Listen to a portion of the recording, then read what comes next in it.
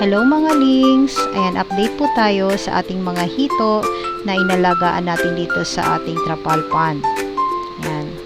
Mga hito na to ay nakuha namin noong March 10. Ayan, ang kanilang size nun ay 4 to 5 inches. Ayan. Ngayon, May na po ngayon, so check natin kung gaano na po sila kalalaki. Ayan. Una, pakainin po muna natin sila kasi medyo tanghali na rin po. Mas matakaw po sila pag ganitong oras, pag mainit na po. Ayan, ang pinapakain po natin sa kanila ngayon ay grower. Ayan, tingnan natin kung gaano na sila kalalaki. Ayan, o diba, kita nyo po, ang lalaki na po nila, nasa medium size na po sila. Ayan.